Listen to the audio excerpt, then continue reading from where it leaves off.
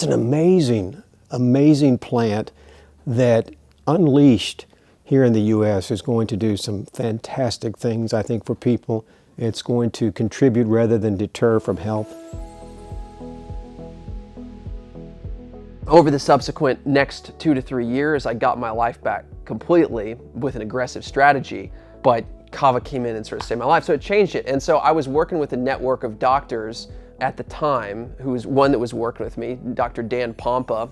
A lot of people may know who he is, but he's kind of a cellular detox guy, expert, one of the first to kind of talk about toxicity in our environment at scale and whatnot. You know, the doctors that I was working with, they brought me into their network to start working for them, doing product development and doing protocol, because I just accumulated so much information over the subsequent years. So we started formulating protocols with it, just with patients, and we just started reproducing these effects like time and time again, right? Of just like seeing these effects on like benzodiazepine withdrawal and getting off of benzodiazepines safely. And that was the other thing, is that we found is just like you could get somebody off of benzodiazepine medications safely in weeks, what would normally, or you know, maybe a month, month and a half, it would normally take a year and a half to safely taper. And I realized that Kava had one of the most robust bodies of scientific literature behind it of any plant that I had ever seen outside of like cannabis, ginseng, reishi mushroom. Kava was right in there, but it's still totally unknown by most of the population. We had a lot of the scientific mechanisms in place, plus all the rich historical, you know, cultural context. So experiential and scientific was there. And so, you know, we realized that it actually binds to the same receptors in the brain that these benzodiazepine medications, drugs, and alcohol bind to, but it affects them in a way that doesn't deplete them. It helps to restore them over time, which is one of the most valuable pathways in the human body to address at this particular moment in time where we live in an anxiety-ridden culture, a culture that's has so much collective trauma and PTSD and neurotoxicity and all this kind of stuff.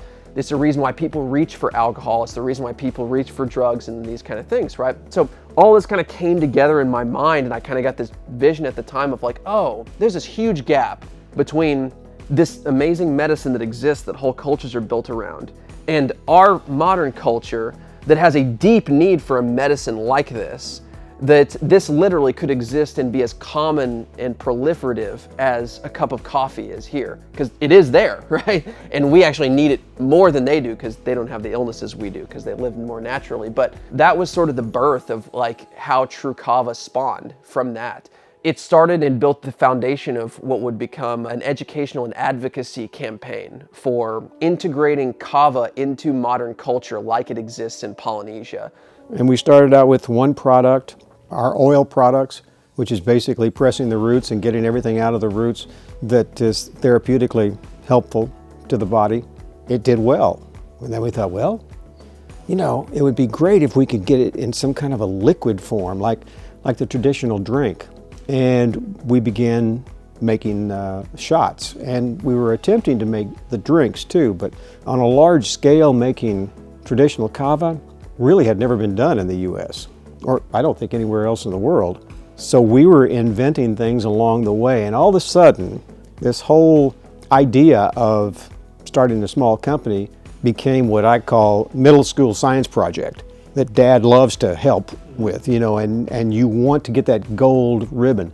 And everything just became a challenge. And it became a challenge for me, but for our family, it became a way of life, because we knew that the result of being successful with those challenges was going to allow us to offer products to people here in this country that may or may not be able to do this on their own, may or may not be able to find the kind of kava that they need to get the help that they need. The vision was always to be able to walk into a Whole Foods, a Sprouts, a Walmart, a Costco, and you'll find categories for coffee, tea, kombucha, and then there's going to be kava right there, where it's like you have a recreational beverage that's safe to use any time of the day.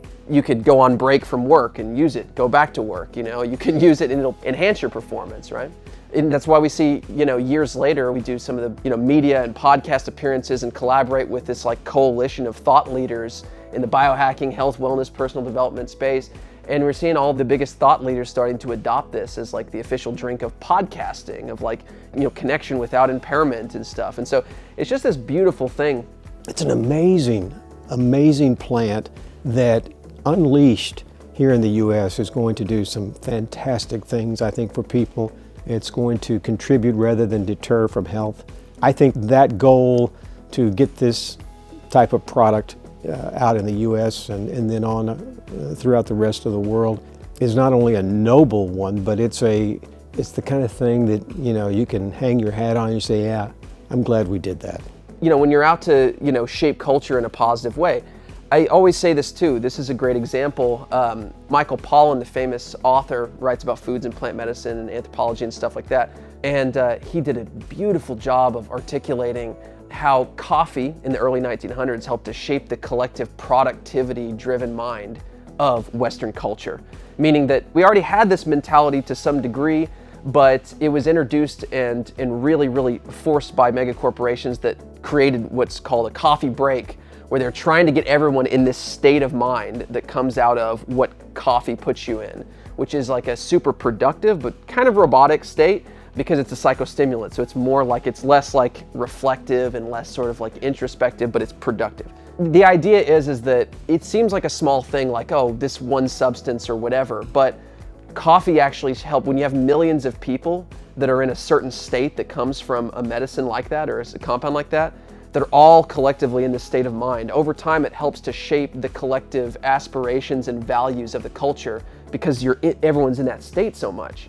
And in the same way that alcohol, I think, has negatively shaped a lot of our values and culture, because all of our recreational environments and the time that we spend connecting with each other that shapes our values is an alcohol state, which is a more primitive state that's not as, you know, introspective or, you know, all those positive, authentic kind of components.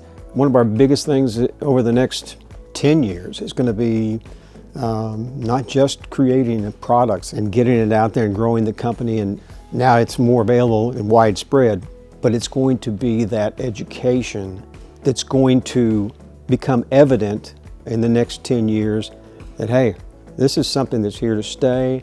It happens every day. I use it as I need it, and I don't need to feel bad about it. Kava has done that in that same thing that coffee did, but done it in the South Pacific, but really created this amazing sort of underpinning of authentic connection and deep knit sort of mental health in the culture. So that's always been the goal, was to have an impact and to introduce something into the culture that, you know, we've always said that what the brand is going to symbolize, what the product symbolizes, is more important than what it is.